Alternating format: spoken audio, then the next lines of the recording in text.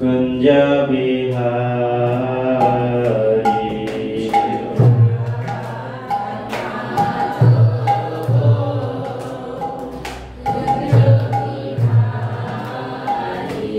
जय राधा माधव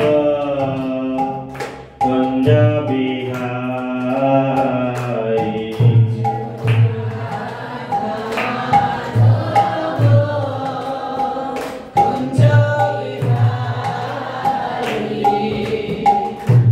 जय गोपी जन वल्लभ गिरिवरधारी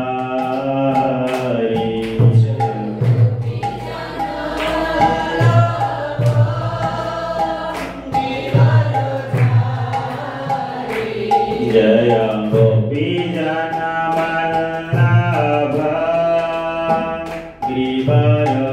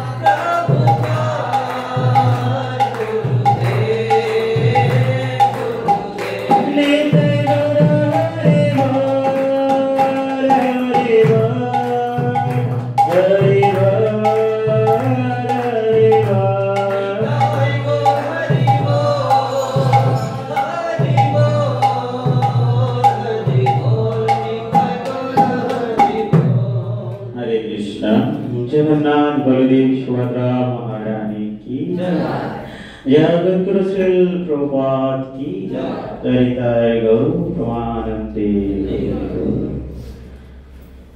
ओम अज्ञानतिमिरन्धस्य ज्ञानमञ्जनशलाकया चक्षुरुन्मिलितं तस्मै श्रीगुरवे नमः श्री चैतन्यमनोभीष्टं स्थापितं येन भूतले शयनभूतपदमह्यं ददाति पदन्तितं वन्देऽहं श्रीयुक्तकमलं श्रीगुरुं वैष्णवं च श्रीरूपं शक्रजातं शर्वणरघुनाथनितान्तं सजीवं सदैतं सर्वदूतं परिरञ्जनसहितं कृष्णचैतन्यं श्री राधा कृष्ण पादं सगुणललिता श्री विशाखं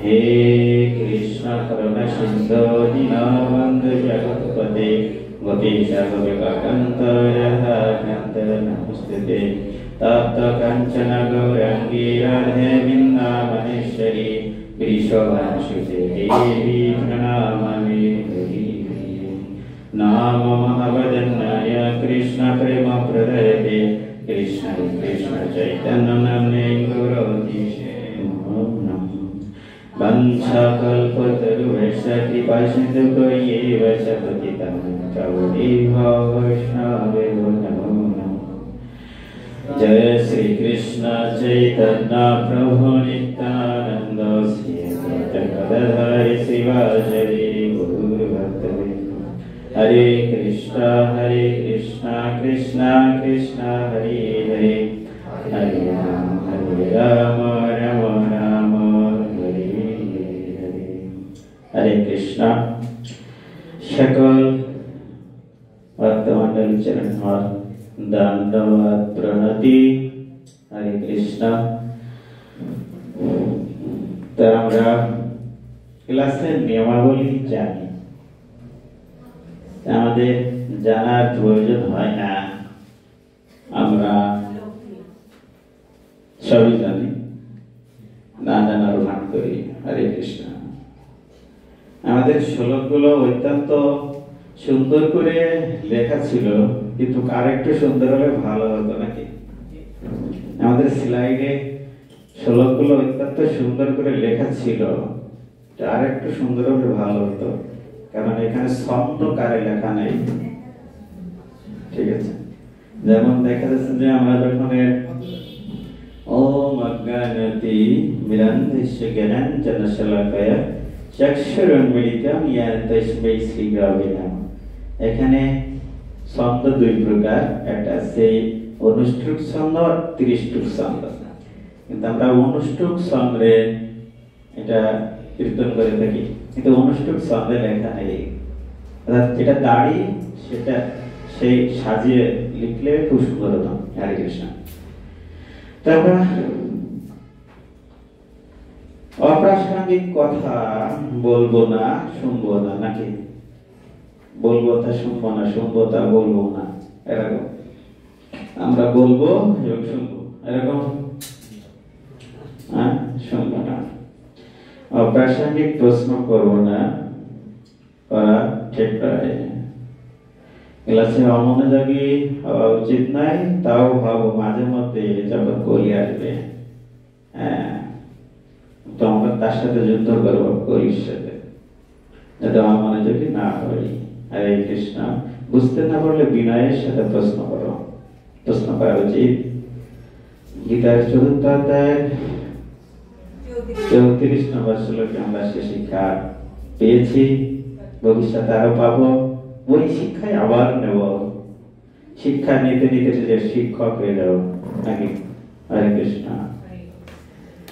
তো শিক্ষক হলে তো হবে না, আচরণে নিয়ে আসতে হবে। তো আমরা ঠিক আছে, আমরা ক্লাসে ভিতরে প্রবেশ করব। এসেছা ভগবদ গীতা কোর্সে আপনাদেরকে সকলকে স্বাগত। এই পর্যায়ে আমাদের ক্লাসের ৫ম পর্ব আজকে আমাদের শুরু। আমরা কখনো প্রত্যেক ক্লাসের ন্যায় আমরা আজকেও ঠিক একইভাবে ক্লাস করার পরে পরীক্ষা আমাদের নিয়ম আছে, সেই নিয়ম অনুযায়ী আমরা চলব। হরে কৃষ্ণ। আমরা ক্লাসে প্রবেশ করব, খেয়াল রাখবেন। হরে কৃষ্ণ।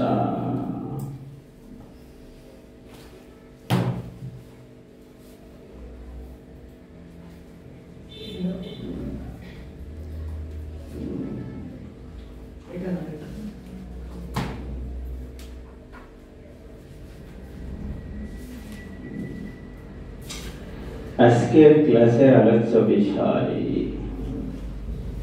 কি? আলোচ্য বিষয় আমাদের প্রত্যেকের কাছে আলোচ্য বিষয়টি আছে। আমরা ইতিমধ্যে জানি যে আমাদের আলোচ্য বিষয় কি, দুঃখময় জগৎ থেকে মুক্তির উপায়। আমরা তো জেনে গেছি গতদিনে। হ্যাঁ, আমরা কোথা থেকে এসেছিলাম? হরে কৃষ্ণ। কোথা থেকে এসেছি আমরা? ভগবত ধাম। ভগবত ধাম থেকে এসেছি। কেন এসেছি? কি অপরাধ? ভক্তা অধিকার, তাই না? এজন্য আমরা এসেছি। তাই এসেছি, তা ভোগ করছি তো সমস্যা কি?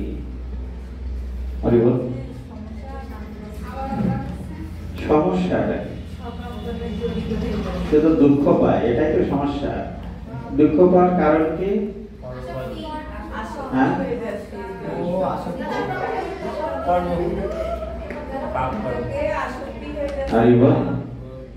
এই জগৎটা দুঃখ লয়, দুঃখালয়, তাই তো? এই জন্য দুঃখ পাচ্ছি, তাই তো? আর একটি বিষয়, এখানে দুঃখ পাওয়ার সাথে সাথে আমরা কর্মবন্ধনে আবদ্ধ হয়ে যাচ্ছি, তাই তো? এই কর্মবন্ধন আমি কোনোভাবেই ছিন্ন করতে পারছি না। এই কর্মবন্ধন, আমরা যদি শুধু বসে থাকার ইচ্ছা করি তাও কর্মবন্ধন হয়, যদি শুয়ে থাকি তাও কর্মবন্ধন হয়, যদি কর্ম করি তাও কর্মবন্ধন হয়। কিভাবে যে কর্মবন্ধন থামাবো সেটাই খুঁজে পাই না।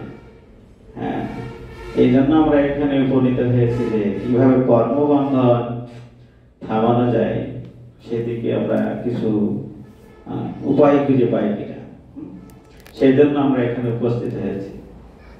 গত যে 4টি ক্লাস হয়ে গেছে, আমরা শুধু আভাস পেয়েছি যে কেমন আছি, কেমন ছিলাম, কি করা উচিত, শুধু এটুকু পেয়েছি।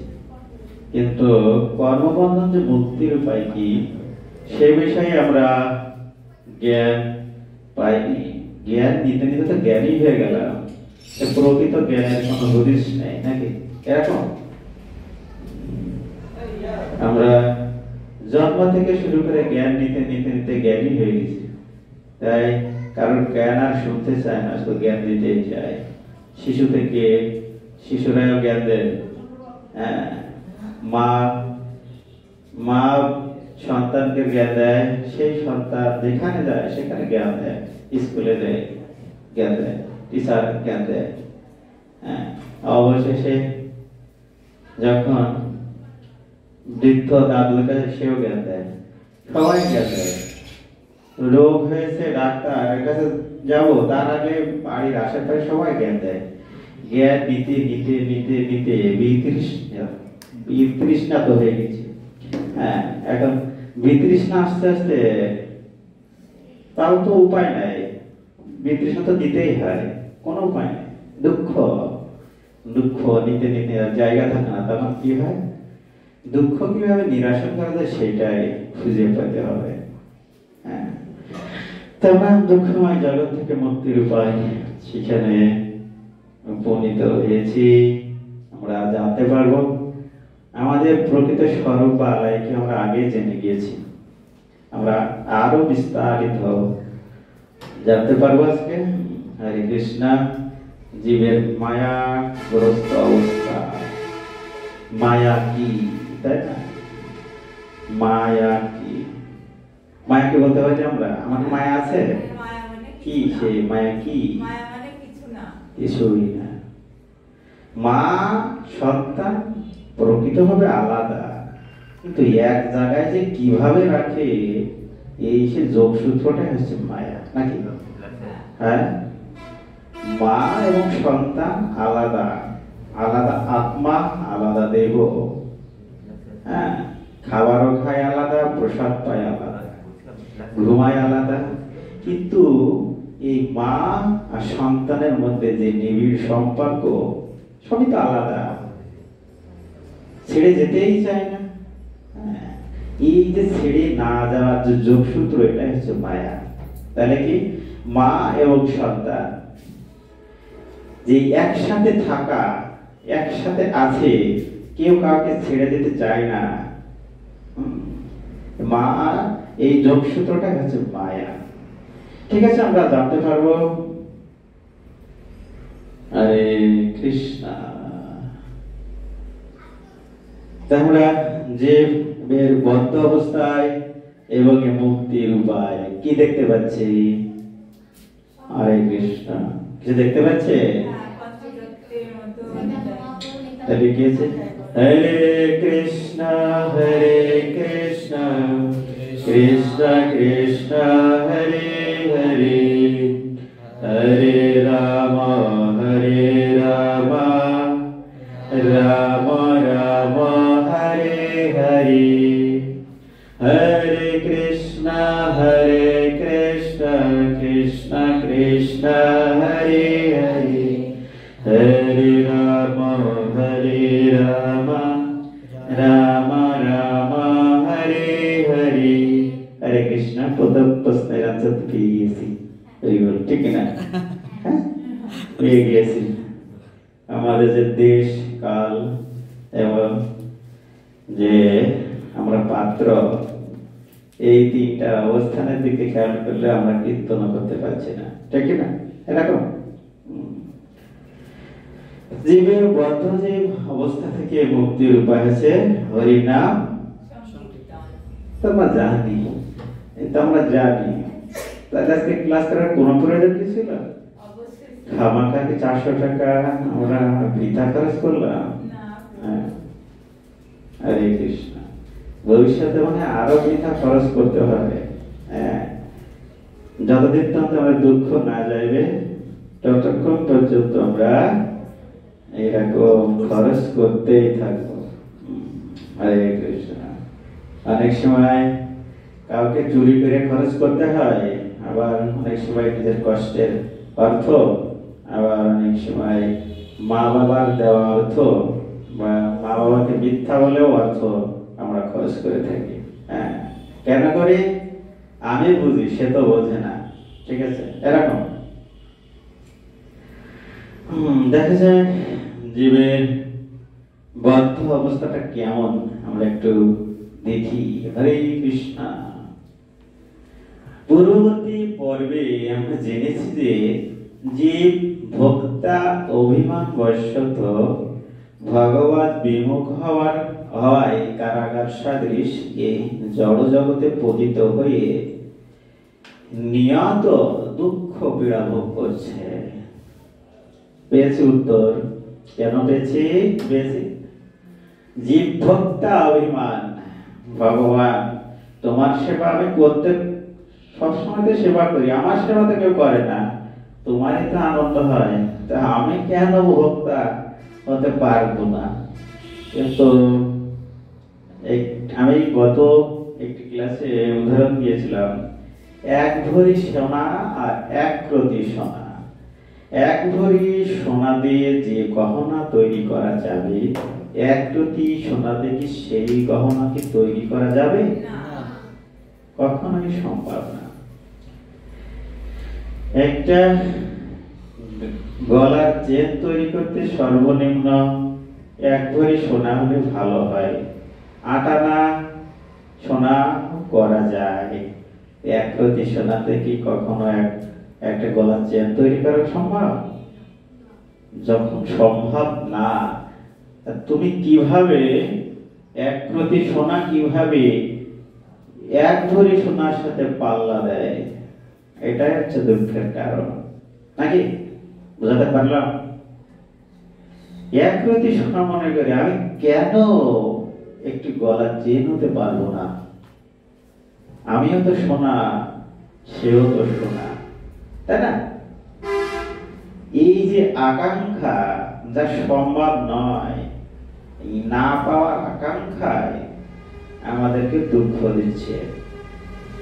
হ্যাঁ, কিন্তু এই এক প্রতি সোনা যদি এক ভরির সাথে যুক্ত হয়ে একটা সুন্দর অলংকার তৈরি হতে পারে, যা সেই এক ভরি যদি ওজনে যদি চেন হয়ে থাকে, সেই এক প্রতি সোনাও যদি তার সাথে যুক্ত হয়, তার শোভা পায় কোথায়? গলায়। আর এক প্রতি সোনা গলায় শোভা পাওয়ার যোগ্য নয়। ঠিক আছে, কি বুঝাতে পারলাম? ভগবান শ্রীকৃষ্ণ যদি একটি বড় খণ্ড সোনা হয়, তার সাথে যুক্ত হয়ে আমরা সেই ভগবান শ্রীকৃষ্ণের সাথে থেকে আনন্দ উপভোগ করতে পারি। কিন্তু তার থেকে আলাদা হয়ে আমরা কখনোই আনন্দ পেতে পারি না, কারণ আমার যোগ্যতায়। ঠিক আছে, বোঝা যাচ্ছে? হরে কৃষ্ণ। তো কি হয়েছে? আমাদের সমস্যা হচ্ছে ভোক্তা অভিমান। আমরা ভগবান হতে চেয়েছি। কি চেয়েছে? ভগবান হতে চেয়েছি। জীব কখনো ভগবান হতে পারে না। ঠিক যেমন এক প্রতি সোনা কখনো এক ভরি ওজনের সোনার সম হতে পারে না, ঠিক তেমনি জীব কখনো ভগবান হতে পারে না। ক্লিয়ার? আমাদের সমস্যাটা কি? আমরা কেন পতিত হয়েছি? আমরা ভগবান হতে চেয়েছি। ঠিক আছে, এটাই আমাদের অপরাধ। ঠিক আছে, যোগ্যতা অনুযায়ী তার স্থান হওয়া উচিত, নাকি? আমাদের স্থান যোগ্যতা অনুযায়ী না চেয়ে আমরা বড় কিছু, অর্থাৎ বামন হয়ে চাঁদ ধরার চেষ্টা, যা কখনোই সম্ভব নয়। অসম্ভবকে সম্ভব করা কখনোই যায় না। হরে কৃষ্ণ। সেই সাথে ভগবত সেবা ও ভগবত সান্নিধ্য থেকেও বিচ্ছিন্ন রয়েছি। যে আনন্দ ভগবত সেবা, যদি ভগবানের সেবা, যদি আমি ভগবান হব, তাহলে তার ভগবত সেবা থাকে না? আমার থাকে। ভগবানের সেবা কোথা থেকে আসে? ঠিক না? তাই আমরা কি রয়েছে? ভগবত সেবা থেকে বিচ্ছিন্ন। আনন্দের উৎস হচ্ছে ভগবান, সেখান থেকে আমরা কি আছি? বিচ্ছিন্ন। বিচ্ছিন্ন থাকলে কি আমরা আনন্দ পাবো? বিদ্যুতের তার যদি বিচ্ছিন্ন থাকে, আমরা কি বিদ্যুৎ পাবো?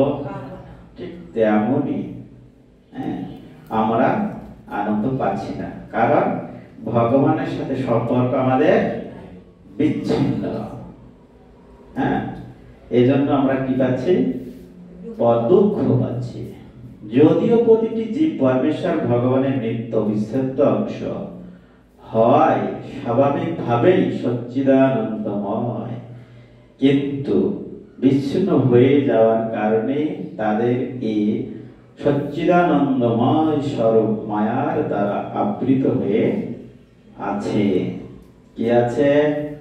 জীব বলছে যে যদিও প্রতিটি জীব পরমেশ্বর ভগবানের নিত্য অবিচ্ছেদ্য অংশ।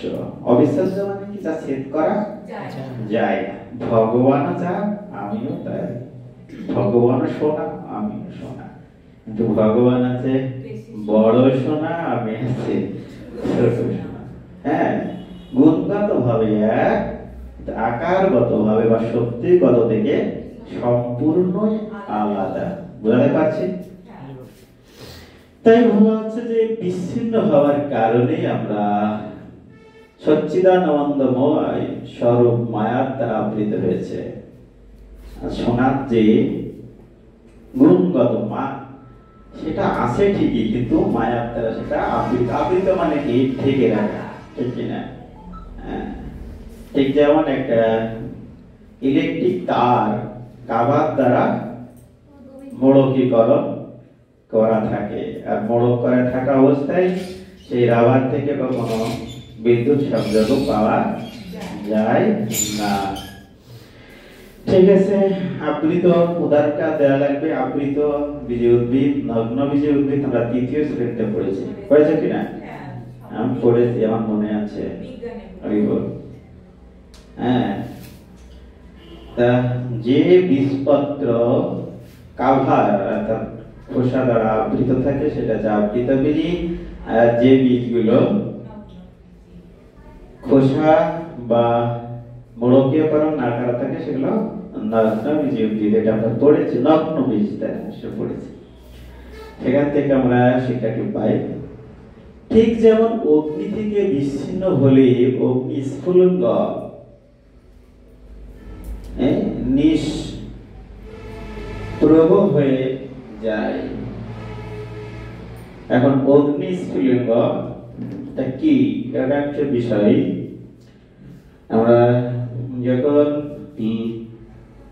আমাদের গ্রামাঞ্চলে আগে দেখা যেত যে একটা নিচেই তেল ভর্তি একটা টপ, তার উপরে আলো জ্বলছে, অর্থাৎ আমরা লম্ফ বলি অনেক সময় গ্রামে, অনেক জায়গায় চ্যারাক বলে, অনেক জায়গায় এরকম অনেক ভাষা আছে। হ্যাঁ, কুপি বলে, ঠিক আছে। সেটাতে আমরা কি করি, সুতলি বা কোনো কিছু দিয়ে আমরা সেটা কেরোসিনের টবের ভিতরে রেখে দিই, আস্তে আস্তে জ্বলতে থাকে, এরকম কি না? সেখানে অনেক সময় জ্বলতে থাকা অবস্থায় ওই সলতের আগায় কিছু কিছু বড় বড় কিছু গুটি দেখা যায়। হ্যাঁ, এরকম আছে কিনা, দেখেছেন কেউ? হ্যাঁ, সেইগুলো যখনই ওটা তখন নিভিয়ে দেওয়া হয়, যখন ঠান্ডা হয়ে যায়, তখন আবার যখন ধরাতে যায় ওই গুটিগুলো ছোট ছোট মানে শব্দ হয়ে ওটা পড়ে যায়, ছুঁড়ে পড়ে যায়। হ্যাঁ, তা কিছুক্ষণ দেখা যাচ্ছে জ্বলে যাচ্ছে, জ্বলন্ত অবস্থায় যখন নিচে পড়ে যায় সেগুলো কিছুক্ষণ জ্বলতে থাকে, 30 সেকেন্ড বা 10 সেকেন্ড পর্যন্ত জ্বলতে থাকে। জ্বলে আবার কি হয়, নিভে যায়। এইটা হচ্ছে স্ফুলিঙ্গ। অনেক সময় আমরা অগ্নি প্রজ্বলিত করলে কিছু কিছু অগ্নি ছুটে অন্য জায়গায় পড়ে যায়, ঠিক আছে। এটা বলা হয় অগ্নি স্ফুলিঙ্গ। অগ্নি থেকে যখন অগ্নি স্ফুলিঙ্গ পড়ে যায় তখন অগ্নি স্ফুলিঙ্গের এই অগ্নিত্ব ভাবটা কি থাকে না? থাকে না, পড়ে যায়। তাই এখানে বলা হচ্ছে যে অগ্নি স্ফুলিঙ্গ নিষ্প্রভ হয়ে যায়, মানে নিষ্প্রাণ হয়ে যায়, মানে তারা জ্বলন্ত থাকে না। ঠিক তেমন যেমন অগ্নি থেকে বিচ্ছিন্ন হয়ে যায়, পুনরায় অগ্নির সাথে যুক্ত না হওয়া পর্যন্ত নিজের তেজ ও প্রভা লাভ করতে পারে না। যেমন ওই অগ্নি স্ফুলিঙ্গ যখনই আবার অগ্নিতে ধরা হয় তখন মানে আবার জ্বলছে, ঠিক আছে। আর অন্য অবস্থায় সেটা কয়লা বা ময়লাতে পরিণত হয়ে যায়। জীবন তেমনই ভগবানের সাথে মিলিত না হওয়া পর্যন্ত তার সচ্চিদানন্দময় স্বরূপ প্রকাশিত হয় না। বোঝা গেল? জীব বলতে কি? আমরা জীবাত্মা, তাই তো? আমরা যতক্ষণ না পর্যন্ত ভগবান শ্রীকৃষ্ণের সাথে মিলিত না হতে পারছি ততক্ষণ পর্যন্ত আমাদের সেই যে আনন্দ, যে সুখ চাচ্ছে সেটা কখনোই সম্ভব নয়। বোঝাতে পেরেছি? প্রশ্ন আছে? হরে কৃষ্ণ।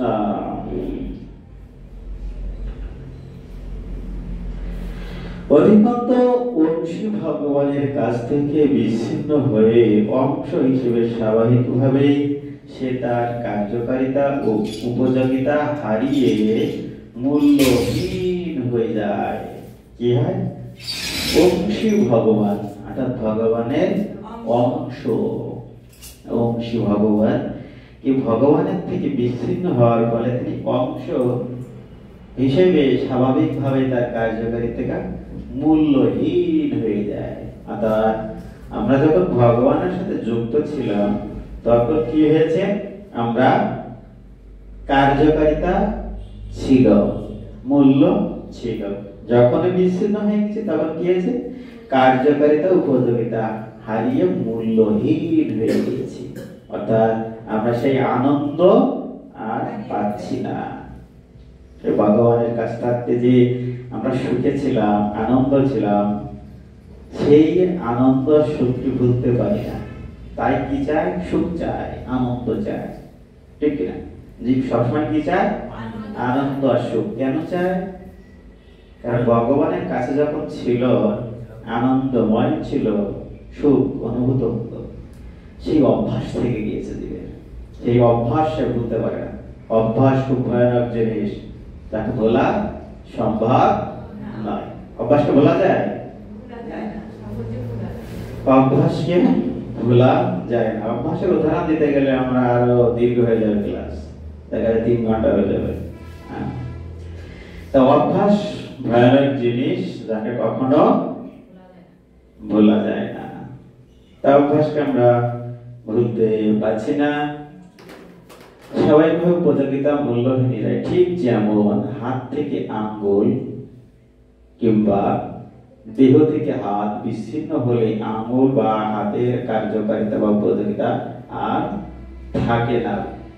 যতক্ষণ না তার দেহের সঙ্গে যুক্ত হয়ে অংশরূপে তার স্বাভাবিক কর্তব্য পালন করছে ততক্ষণ পর্যন্ত সে কি হচ্ছে? তার উপযোগিতা হারিয়ে ফেলেছে। আমার হাতের সাথে আঙ্গুলটি আছে, যখন এটা কেটে পড়ে যাবে পড়া অংশটুকু আর সেটা মূল্যহীন হয়ে যাবে, আর কার্যকারিতা উপযোগিতা থাকে না। হরে কৃষ্ণ। এই প্রসঙ্গে শ্রী প্রভুপাদ তার এক শিষ্যকে একবার চিঠি লিখেছিলেন। একবার লিখেছিলেন। কি লিখেছিলেন? যখন কৃষ্ণের সাথে আমরা আমাদের সম্বন্ধ বজায় রেখে চলি তখন প্রত্যেকটি কার্যই আমাদের যথার্থ ও মুক্তিদায়ক হয়।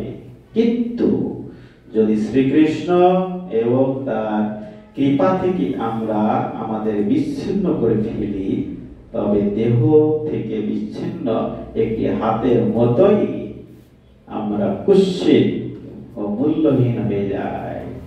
ঠিক কিনা? আমরা যদি বাড়ি যেতে যেতে দেখি একটা মানুষের মস্তক কাটা অবস্থায় পড়ে আছে, শুধু মস্তক, আমরা কি রাতে ভয় পাবো কি পাবো না? হ্যাঁ, কারণ কি? যখন দেহের সাথে যুক্ত আছে দেখতে তাকে সুন্দর দেখা যায়। যখন সেটা বিচ্ছিন্ন আলাদা হয়ে পড়ে থাকে তখন আমরা ভয়ে ভীত হই না? সবাই মনে হয় না? মনে হয় দেখতে ভালোবাসে।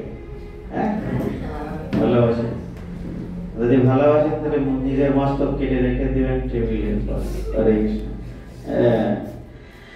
ঠিক তেমনি তার কুৎসিত হয়ে যায়, কুৎসিত মূল্যহীন হয়ে যায়। ঋষিকেশের কাছে পত্র, ঋষিকেশ প্রভুর কাছে পত্র পাঠিয়েছিলেন শ্রী প্রভুপাদ 26 নভেম্বর 1968 সালে। আর সেই বাক্য আমরা এখন প্রচার করছি। তাহলে শিক্ষাগুরুকে শ্রী প্রভুপাদ। যদি কেউ বলে আমি তোমার শিক্ষাগুরু, তাহলে কি হবে সেটা? বৈষ্ণব অপরাধ হবে নাকি প্রভুদের চরণে অপরাধ হবে? হ্যাঁ, নাকি প্রভুদের চরণে অপরাধ হবে? অপরাধ। অপরাধ করতে করতেই অপরাধী হয়ে গেছি, তাই না? হরে কৃষ্ণ। শিক্ষাগুরু প্রভুপাদ।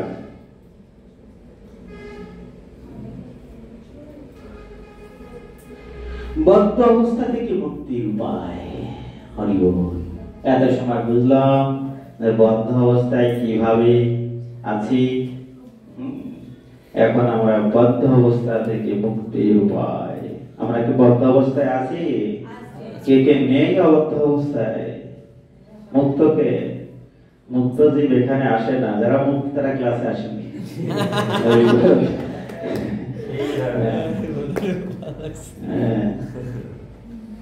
আমরা এখানে বদ্ধ।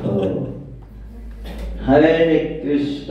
দেখা যায় সমস্ত আনন্দের উৎস ভগবানের সাথে মিলিত হয়ে অপার আনন্দ লাভের জন্য আসলে ছটফট করতে থাকে প্রত্যেকটি বদ্ধ জীব।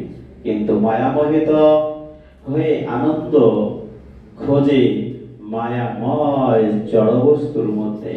তাই প্রতি মুহূর্তে আনন্দ লাভে বঞ্চিত হয়ে উল্টো দুঃখ পায় তারা।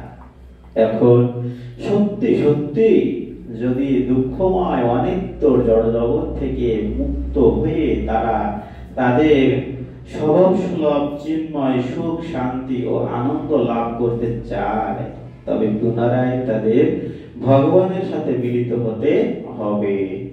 ভগবত সেবা ও ভগবত সান্নিধ্য লাভ করতে হবে। তাহলে কি হয়েছে?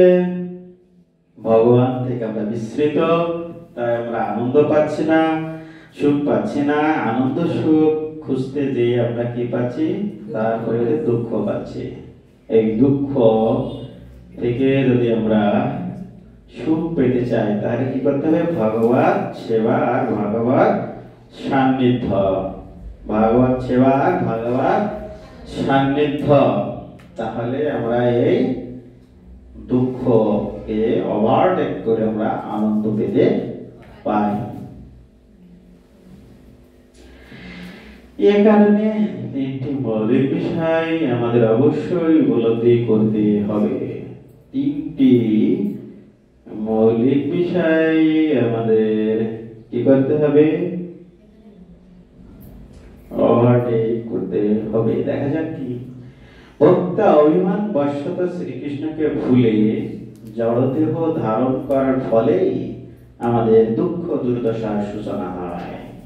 কি হয়? দুঃখ দুর্দশার সূচনা। তার শুরু কোথা থেকে হলো? ভক্তা অভিমান বশত শ্রীকৃষ্ণকে ভুলে জড়দেহ ধারণ করার ফলেই আমাদের দুঃখ দুর্দশার সূচনা হয়ে গেল। হরে কৃষ্ণ। তারপরে কি হলো? 2, কর্ম ও কর্মফল তথা কর্ম বন্ধনের কারণে আমাদের বারবার জড়দেহ ধারণ করতে হয়। ঠিক আছে? কর্ম ও কর্মফল তথা কর্মবন্ধনের কারণে আমাদের বারবার জড়দেহ ধারণ করতে হয়। কিন্তু এ থেকে যদি আমরা মুক্ত হতে পারি তবে সমস্ত দুঃখ কষ্ট থেকে কেবল মুক্তই হব না, চিন্ময় স্তরে অধিষ্ঠিত হয়ে ভগবত সেবায় যুক্ত হতে পারব এবং মৃত্যুর পর ভগবত ধামে প্রবেশ করে নিত্য সুখ ও আনন্দ উপভোগ করতে পারব। কে কে আনন্দ উপভোগ করতে চান? সবাই চায়, কিন্তু দুঃখ পায়, তাই ভয় করে, সুখ আর চায় না। এরকম নাকি? হ্যাঁ, সুখ চাই, পায় দুঃখ। এই ভয় আর সুখই চায় না। হ্যাঁ, এরকম আছেন কেউ? শুধু সুখ চায়, সুখ চাইতে চাইতে দুঃখই পায়, সেই ভয় আর সুখই খুঁজতে চায় না। হরে কৃষ্ণ। তাহলে কি যে ভক্তা অভিমান আমাদের বড় ভুল, ঠিক না? এই ভুলে যে ভুল করে মাসুল দেয় কে? সেই আমরা ভুল করেছি, মাসুল দেবে কি ভগবান? হ্যাঁ, আমরা তাই তো। আমরা ভুলের মাসুল দিতে থাকি কিভাবে? দুঃখ দুর্দশা। যখনই ভক্ত অভিমান করেছে, তখনই ভুল হয়েছে, তখন থেকে আমরা কি পাচ্ছি? দুঃখ দুর্দশা, তাই না? দুঃখ দুর্দশা। কর্ম ও কর্মফল তথা কর্মবন্ধনের কারণেই আমাদের জড় জগতের দেহ ধারণের করতে হয়। তাই কর্মফল আর কর্মফল, এটা হচ্ছে জড় দেহ, তাই না? বারবার পাচ্ছে, বারবার কর্ম করব, কর্ম বন্ধন হবে, আবার জন্মগ্রহণ করব। এটা তো ভালো সিস্টেম। এই জন্য আমার চেহারা ভালো না, হ্যাঁ, বিউটি পার্লারে গেলে আমাকে ভালো করতে পারছে না, তাহলে সাথে সাথে আমরা মৃত্যুর জগতে চলে যাই, যে মৃত্যু আবার নতুন থেকে পাবো, আর ভালো চেহারা পাবো না।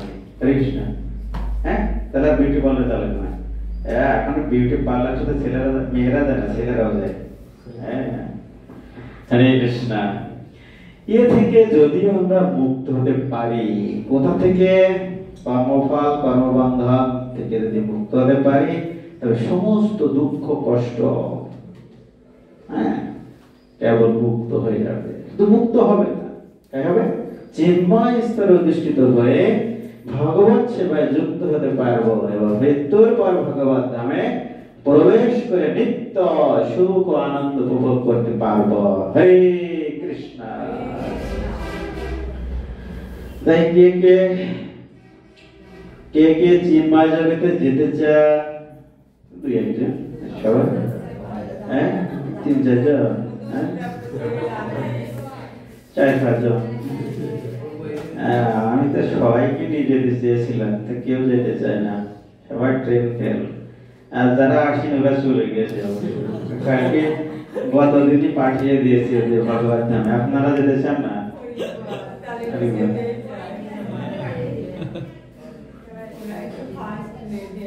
হরে কৃষ্ণ।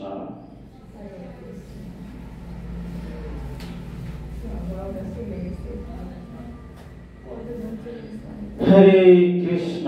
এখানে আবার কিসের ছবি দেখি, দেখা যাক কি লিখে আছে। সুতরাং মায়াময় জড় জগৎ থেকে মুক্ত হয়ে ভগবত ধামে গিয়ে ভগবানের নিত্য সেবায় যুক্ত হওয়াই বদ্ধজীবের একমাত্র লক্ষ্য। বদ্ধজীব কারা? আমাদের লক্ষ্য কি? মায়া মুক্ত হয়ে।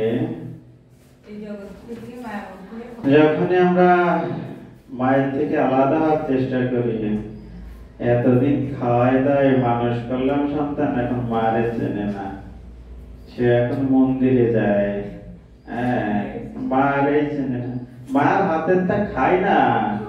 এই সাধুরা নিষেধ করে মন্দির থেকে মায়ের হাতের তা খাওয়া যাবে না। এই হচ্ছে আমাদের মূল লক্ষ্য, ভগবানের নিত্য সেবায় যুক্ত হওয়া। নিত্য সেবায় যুক্ত হলে কি হবে? ভগবানের নিত্য সেবায় যুক্ত হলে কি হবে? এটা হচ্ছে জীবের একমাত্র লক্ষ্য।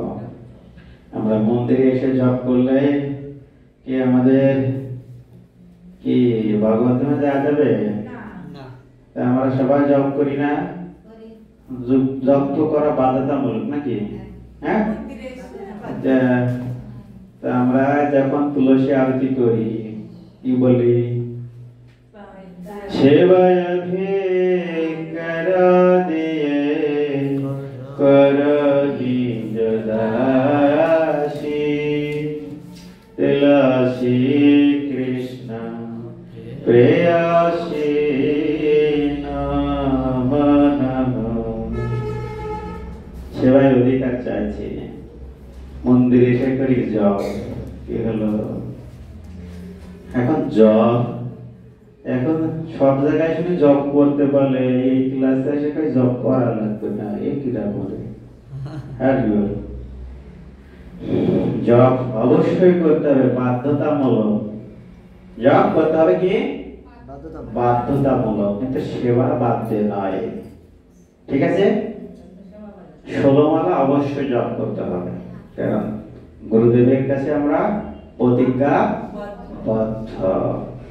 সেই জপ কখন করব তাহলে? ঠিক না? হ্যাঁ, তাহলে আমি যদি 16 মালা জপ করি, ভগবানের ভোগ নিবেদন করতে সকাল কয়টায়? 8টায় ধরি, নাকি 8টা নাকি 9টা? 8টায় ভগবানের ভোগ নিবেদন করি বা করা উচিত। আমি 8টা থেকে জপ নিয়ে বসবো 10টা পর্যন্ত। জপ করা, জপ হয়নি আমার সকালে, হবে? হ্যাঁ, ভগবান ভোগ নিবেদন কয়টায়? জপ করবো কয়টায়? 8টায়। 8 থেকে 10টা, তাই না? অফিসে যাবো কয়টায়? যার টাইম। জব বাধ্যতামূলক 24 ঘন্টার মধ্যে 16 মালা, 24 ঘন্টার মধ্যে 16 মালা। আর সেবার টাইম আছে। কি টাইম আছে? মঙ্গল আরতি টাইম আছে, গুরু পূজা আর টাইম আছে। এই টাইমগুলো অবশ্যই করতে হবে, তার ফাঁকে ফাঁকে জব করুন। ঠিক আছে? আমরা কি চেয়েছি তুলসী মহারানীর কাছে? সেবার অধিকার দিয়েছে, জব করা শুরু করলাম। জব করলে কি হয়? নিজের আত্মা দেহ মন পবিত্র হয়। অর্থাৎ আমি ভগবানের কাছে প্রার্থনা করতে থাকি, ভগবান তুমি আমাকে সেবা দাও, তাই তো? সেবা অধিকার চাই, তাই না? আমরা চেয়েছিলাম কি ভোক্তা অধিকার, পেয়েছে দুঃখ। এখন কি চাই? সেবা অধিকার। কি চাই? সেবা অধিকার। হ্যাঁ, ভোক্তা অধিকার চেয়ে অপরাধ করে ফেলেছি, এখন সেবা অধিকার চাই, কিন্তু সেবা করি না। এটা আমাদের দোষ না, এটা হচ্ছে আমাদের বুঝতে পারি না আমরা। এটা হচ্ছে বিষয়, কখন সেবা করবো আর কখন জপ করবো। 16 মালা 24 ঘন্টার মধ্যে আমরা কমপ্লিট করবো, এবং ভালোভাবে নির্জনে। জপ কোথায় করতে? নির্জন। জপ মানে আছে ধ্যান, বা ধ্যানটা ভগবানের আরাধনা, বা নিজের হৃদয়কে পরিষ্কার করার জন্য আমরা জপ করব। জপ নির্জনে নির্বিঘ্নে করা উচিত, ভগবানকে আমি স্মরণ করতে পারি। আসছে পরে এই ক্লাসে আছে। করার পরে আমরা সেবা করব টাইমলি। যখন মন্দিরে আসবো সেবা করার চেষ্টা করব, যত বেশি সেবা করা যায়। হ্যাঁ, ঠিক আছে। আমরা তারপরে কি হলো, কিন্তু কিভাবে সেই লক্ষ্য পূরণ করা সম্ভব? কি চাই? ভগবত সেবায় যুক্ত হওয়াই বদ্ধ জীবের একমাত্র লক্ষ্য। সেই লক্ষ্য কিভাবে পূরণ করবো বলছি। এজন্য শাস্ত্রে বিভিন্ন যোগ পন্থা অনুশীলনের কথা বলা হয়েছে। কি যোগ পন্থা? বিয়োগ পন্থা না। বিয়োগ পন্থা তো করেই আমরা এখানে পতিত হয়েছি। হ্যাঁ, এখন যুক্ত হতে চাই। যোগ মানে ঊর্ধ্বগতি, যোগ মানে ঊর্ধ্বগতি, বিয়োগ মানে নিম্নগতি। যোগ বিয়োগ পারি তো নাকি? পারি সবাই? হাতে রেখে যোগ পারি, হরিব। হ্যাঁ, হাতে রেখে যোগ পারি, তাই তো? এখানে বলেছে শাস্ত্রে বিভিন্ন যোগপন্থা অনুশীলনের কথা বলা হয়েছে, কিন্তু তা অনুশীলনের আগে আমাদের ভালোভাবে জানতে হবে সঠিক যোগপন্থা কি এবং কোনটি। যোগ, বিভিন্ন যোগ রয়েছে, সেই যোগের মধ্যে কোনটি সঠিক, কোনটি আমাদের করা উচিত, সেটা আমরা আজকে বুঝবো। ক্লিয়ার? হ্যাঁ, এটা বুঝতে চান? একটু হাত তুলে, 2-4 জন, 5 জন, সবাই। আর যারা বুঝতে চান, যারা বুঝে গিয়েছে তারা আসে। হ্যাঁ, হরি বল।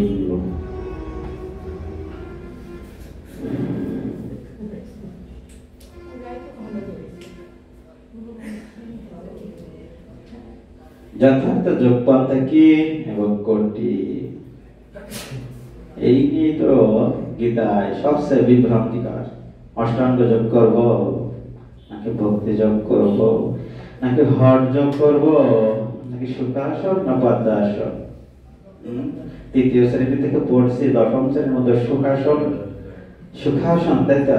পদ্মাসন, হলাসন, শবাসন, এরকম আসন আছে।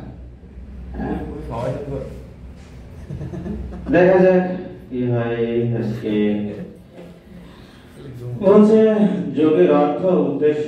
যোগ অর্থ হচ্ছে মিলন বা সংযোগ, যুক্ত করা বা সম্বন্ধ যুক্ত হওয়া। তাহলে যোগ অর্থ কি পেয়েছি? মিলন, সংযোগ, যুক্ত বা সম্বন্ধ যুক্ত হওয়া। এখন প্রশ্ন হলো কার সাথে কার মিলন বা সংযোগকে শাস্ত্রে বলা হয় যোগ? কার সাথে যোগ? কার সাথে যুক্ত হলে যোগ হয়? হ্যাঁ, সেটা আমরা পরবর্তীতে বুঝব। তার সান্নিধ্য বা সেবা থেকে বিচ্ছিন্ন হয়ে জড়জগৎ থেকে আবদ্ধ হয়েছি। কার সান্নিধ্য বা সেবা থেকে বিচ্ছিন্ন হয়েছি? তার না, কার, কয়েকবার হবে। কার সান্নিধ্য থেকে সেবা থেকে বিচ্ছিন্ন হয়েছি, জড়জগতে আবদ্ধ হয়েছে, ভগবানের সাথে আমাদের পুনর্মিলনই যোগ। ঠিক? পুনর্মিলন, পুনর্মিলন কাকে বলা হয়?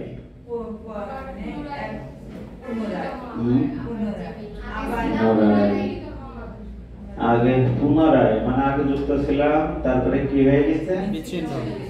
বিচ্ছিন্ন, রিভার্স হয়ে গেছে। হ্যাঁ, তাই তো। তারপরে কি আবার যুক্ত হওয়া। ঠিক আছে, তাকে বলা হয় পুনর্মিলন।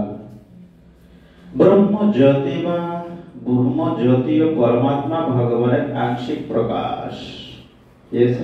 ব্রহ্মজ্যোতি ও পরমাত্মার সাথে বদ্ধ জীবের মিলন আংশিক যোগ, সেটা একটা যোগ। ব্রহ্মজ্যোতি পরমাত্মার সাথে মিলন, কিন্তু তা পূর্ণাঙ্গ যোগ নয়, কারণ তা পূর্ণ ভগবত তত্ত্বরূপ নয় এবং তার সাথে যুক্ত হয়ে জীব পূর্ণ প্রসন্ন লাভ করতে পারে না। কোনটা? ব্রহ্মজ্যোতি আর পরমাত্মা। হ্যাঁ, সাথে মিলন হলে সেটাকে যুক্ত হলে কি হয়?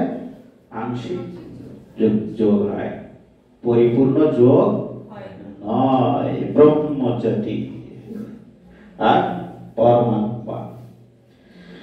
ব্রহ্মজ্যোতিটা কি? পরমাত্মা ভগবানের কি?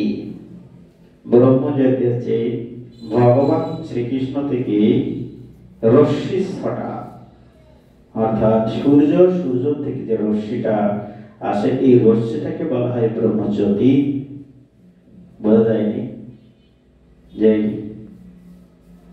আমরা সূর্য থেকে যে আলোটা পাই, এই আলো আর রশ্মি আলো হিসেবে আসে। রশ্মিটা সূর্য থেকে আমরা যখন তাকাতে পারি, কেন তাকাতে পারি না?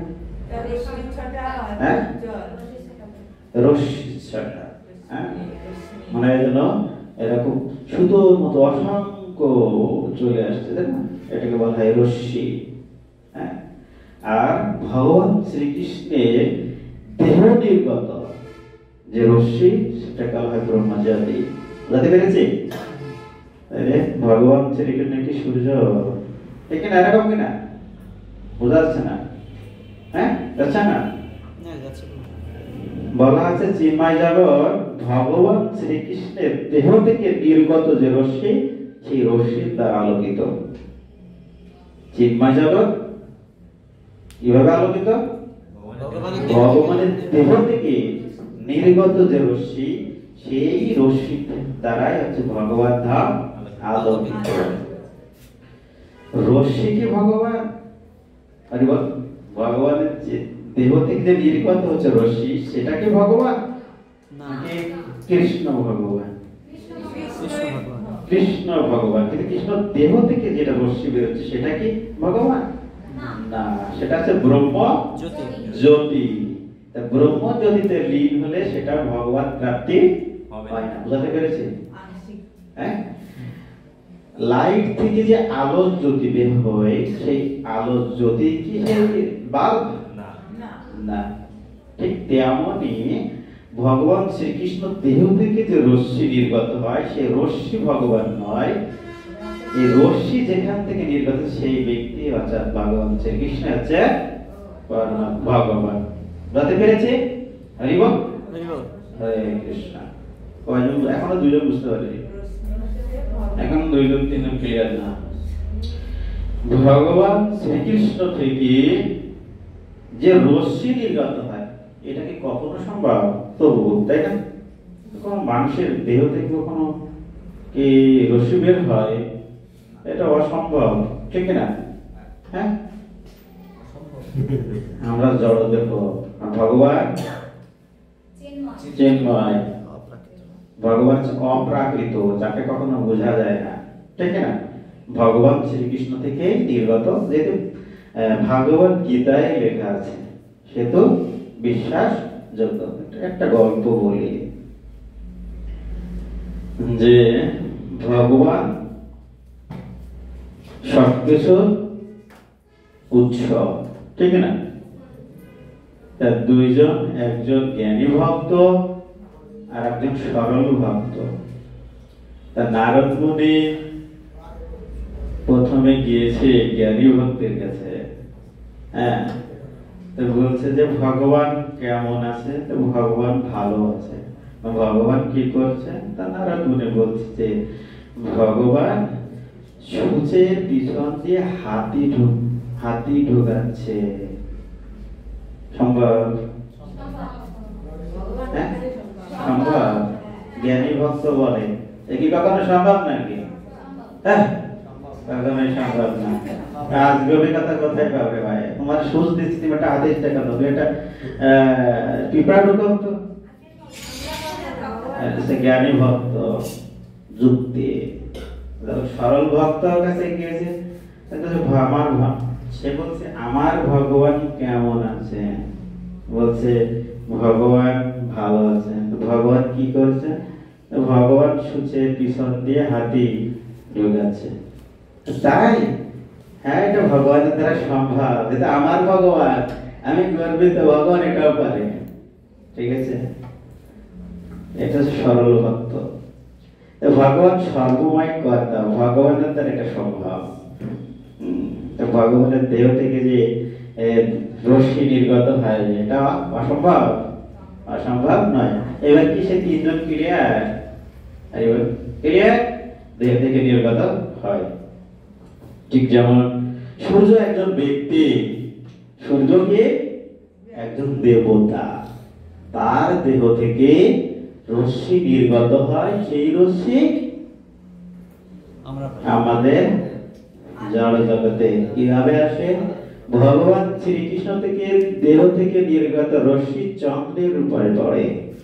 সেই চন্দ্রতে একমাত্র নক্ষত্র, সেই চন্দ্র থেকে সূর্যের পরে রশ্মি পড়ে উত্তপ্ত হয়, উত্তপ্ত হয়ে পৃথিবীতে আসে। সেই রশ্মি এক সূর্যের আলো। বোঝাতে পেরেছে? কি বোঝাতে পেরেছে? প্রথমে কি চন্দ্রের উপরে পড়ে? নক্ষত্র কয়টি? হ্যাঁ, গ্রহ কয়টি?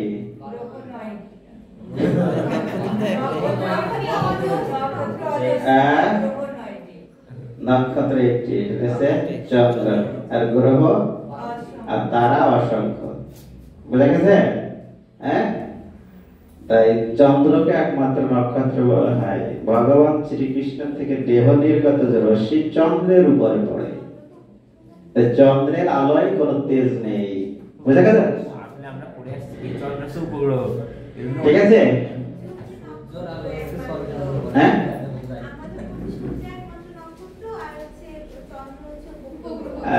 উপগ্রহ আর নক্ষত্র। বুঝা গেছে? সেই নক্ষত্রের উপরে চন্দ্রের আলোকে স্নিগ্ধ, কি স্নিগ্ধ, তেজ নেই। সেই আলোটি যখন সূর্যের পরে পড়ে তখন উত্তপ্ত হয়। কি হয়? উত্তপ্ত হয়। এই উত্তপ্ত হয়ে পৃথিবীতে এসে পড়ে, তাই কি হয়? তাপ হয়। ঠিক আছে?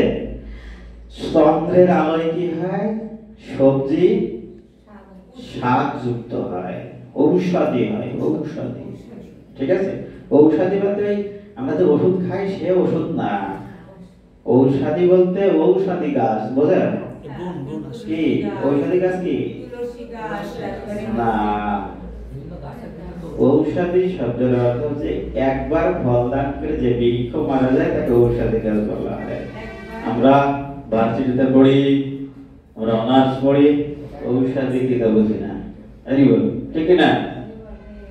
ঔষধি গাছ একবার ফল দান করে যে মারা যায়, কলা গাছ, ঠিক আছে, ধান গাছ একবার ফল দিয়ে সেগুলোকে ঔষধি গাছ বলা হয়, ঠিক আছে। আর ঔষধি গাছ যেগুলো আলাদা ঔষধি, বোঝা গেছে ক্লিয়ার? এগুলো কি হয় যে পেয়ারা, পেয়ারা যে মিষ্ট বা স্বাদ, এটা কোথা থেকে আসে? চন্দ্রের আলো থেকে। চন্দ্রের কিরণে সব ফসলের স্বাদ আসে, ফলের স্বাদ হয়। আর সূর্যের আলো কি হয়? গাছ পুষ্ট হয়। বোঝা গেল? হ্যাঁ, তাহলে ভগবান শ্রীকৃষ্ণের কিরণ আছে। হ্যাঁ, যখন মহাভারত দেখবেন, দেখবেন যে সেই জায়গায় বিশ্বরূপ জগৎ দর্শনায় ভগবান শ্রীকৃষ্ণ দেহ থেকে রশ্মি নির্গত হচ্ছে, ঠিক আছে। সেই রশ্মি অর্জুন দেখতে পাচ্ছে না ভগবানকে, তখন তাকে আশীর্বাদের মাধ্যমে দিব্য চক্ষু দান করা হয়েছে, তখন সে দেখতে পাচ্ছে। অর্জুনের দিব্য চোখ আর দেবতাদের দিব্য চোখ এক নয়। কি বলেছে? এক নয়। দিব্য চক্ষু অর্থাৎ দেবতাদের চক্ষু। অর্জুনের যে চক্ষু দান করেছিল ভগবান শ্রীকৃষ্ণ, সেই চক্ষু আর দেবতাদের চক্ষু এক নয়। বুঝতে পারা যাচ্ছে? অত্যন্ত গভীর। আর ভিতরে যাব না, তাহলে 3 ঘন্টা লেগে যাবে ক্লাস। আংশিক যোগ, তাহলে কি ব্রহ্মজ্যোতিতে সংযোগ মানে আংশিক যোগ। আর কি হয়েছে? পরমাত্মার সাধনা, সেটা আছে আংশিক যোগ, পূর্ণ নয়। এটা হয়েছে? তাহলে ব্রহ্মজ্যোতি ও পরমাত্মা এক, ব্রহ্মজ্যোতি পরমাত্মার সাথে যত জীবের মিলনও আংশিক যোগ। আংশিক যোগ বলা হয়েছে, পূর্ণ নয়। তা কি করি? আমি তো কয়েকটা উদাহরণ দিলাম। সূর্যের আলো আর সূর্য কি এক? সূর্য আলো আর সূর্য কি এক? তাহলে কি করে সম্ভব? মানে জ্যোতিটা হচ্ছে প্রথমে, তারপরে হচ্ছে পরমাত্মাতে মিলিত হবে। সারা জীবন যা বুঝেছিলাম না, 1 মিনিটে বুঝতে পারলাম।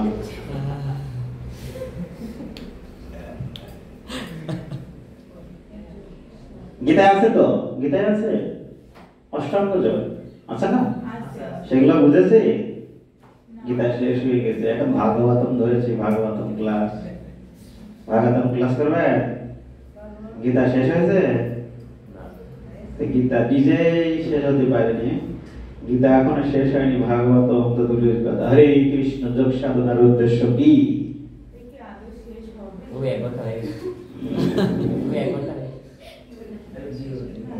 এক ঘন্টা হয়ে গেছে। হরে কৃষ্ণ, ওই রাধা মাধব দিয়ে 1 ঘন্টা, 5 মিনিট মতো হয়ে গেছে। না রাধা মাধব দিয়ে রাধা মাধব 1 ঘন্টা না, ক্লাস শুরুতে যেটা হয়েছে সেটা বললো। তো ওইখানে প্রায় 8-9 মিনিট হয়েছিল। এটা দোষ তো তোমার, তুমি কিসের জন্য ব্রেক চাচ্ছ? হরে কৃষ্ণ। আমরা ব্রেক দেবো আর 10 মিনিট পরে, আর 10 মিনিট পরে 12:30টায় আমরা ব্রেক দেবো। হরে কৃষ্ণ।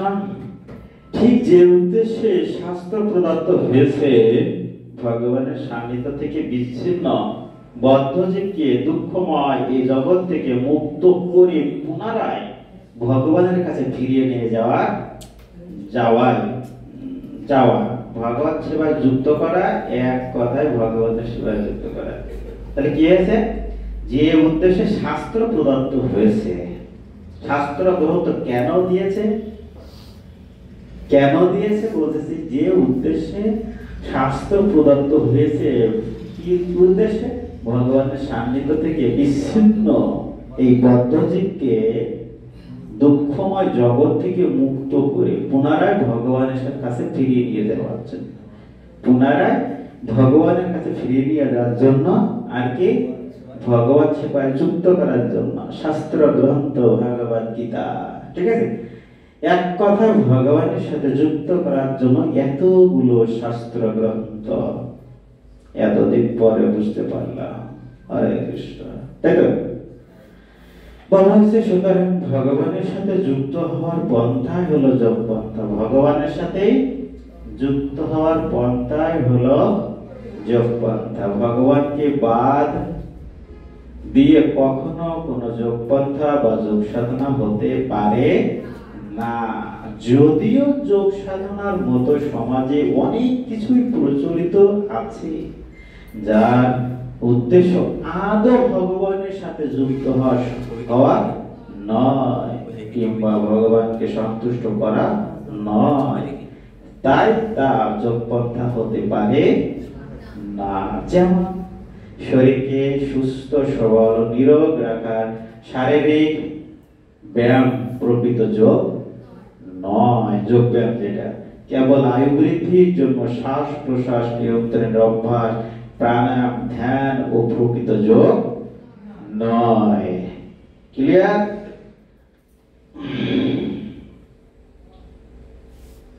এই ক্লাসটা আমার যদি 5 ঘন্টাতে খুব ভালো বোঝাতে পারি। জল ও আগুনের উপর দিয়ে হেঁটে যাওয়া, আগুনে প্রবেশ করো, শূন্যে ভেসে থাকা ইত্যাদিকে যোগ বলা যায় না। যদি কোন সাধু আসে জলের উপর দিয়ে হেঁটে যায়, আমরা তো ওরে ভগবান চলে আসছে রে, তাই না? এরকম কি না? আগুনের মধ্যে থেকে হেঁটে যাচ্ছে আর ভগবান চলে এসছে রে, পুজো কর, কোথায় কি আছিস, ঠিক না? এরকম কি না? কিন্তু তা নয়, এটাও যোগ সাধনা নয়। অপরিণত অবস্থায় সব ত্যাগ করে নির্জন স্থানে গিয়ে ধ্যান করলেও যোগ নয়। নির্জন স্থানে যে ধ্যান করি সেটাও যোগ নয়। বলা হচ্ছে এমনকি কেবল অষ্টসিদ্ধির জন্য যদি অষ্টাঙ্গ যোগ অনুশীলন করা হয় তবে তাকেও যথার্থ যোগ বলা যাবে না, কারণ তার মাধ্যমে ভগবানের সাথে যুক্ত হওয়া যায়। ভগবানের সাথে যুক্ত হওয়া যায় না এমন যে কোনো পদ্ধতি যোগ নয়। ক্লিয়ার? একমাত্র ভগবানের সাথে যুক্ত করে যে কোনো পন্থায় সেটা যোগ। সুতরাং যা কিছুই করা হোক না কেন তার উদ্দেশ্য জড়বন্ধন থেকে মুক্ত হয়ে ভগবানের কাছে যুক্ত হয় কিনা, ভগবানকে জানার জন্য কিনা, ভগবানকে সন্তুষ্ট করার জন্য কিনা তা অবশ্যই লক্ষ্য করতে হবে। যদি তা না হয় তবে দেহগত সুস্থতা, অধিক আয়ু, অলৌকিক ক্ষমতা কিংবা অষ্টসিদ্ধি লাভের মাধ্যমে সত্যিকার অর্থে কোনো লাভ হয় না, বরং জড়বন্ধন, ভোগ প্রবণতা, আসক্তি এবং সেই সাথে দুঃখ দুর্দশাও বাড়ে আর মুক্তি লাভ হয়ে পড়ে সুদূরবর্তী, তাই না? আরো দূর চলে যায়। এটা কেমন হয়? কিছুদিন আমরা আছে পাবো একটা কুকুরের পিঠে একটা লাঠি বেঁধেছে, লাঠির যে অংশ মুখের সামনে সেই লাঠিতে একটা পাউরুটি বেঁধে দেওয়া হয়েছে। কুকুর কি ওই পাউরুটির লোভে হাঁটছে বা দৌড়াচ্ছে, পাউরুটি কি পাবে? বোঝা যায়নি? বোঝা যায়নি? কে বুঝতে পারেনি? পাবে। যতই কুকুর হেঁটে যাবে পাউরুটিও তত দূর হেঁটে যাবে, তাই না? দূরে চলে যায়, একই দূরত্বে হেঁটে যাচ্ছে, কিন্তু কখনো কি হচ্ছে না, পাচ্ছে না। ঠিক তেমনি সুখ আমাদের সামনে বাধা আছে, আমরা হেঁটে যাব, কখনোই সুখ পাবো না, ঠিক না? এরকম আমরা কি সেই নির্বোধ পশুর মতো ছিলাম, এখন নেই আর। এখনো আমরা এখন আর নই। হরে কৃষ্ণ। আমরা এবারে আমরা একটু কি নেব, ব্রেক নেব। কত মিনিট? 10 মিনিট। ওকে, হরি বল। আমরা পরে যোগ অনুশীলনের যোগ্যতা জানবো। তারপর আমাদের আজকে সিদ্ধান্ত নেব ভবিষ্যতে কি করবো। হরে কৃষ্ণ। তো আমরা 10 মিনিট ব্রেক নিচ্ছি। ক্লাস হরে কৃষ্ণ।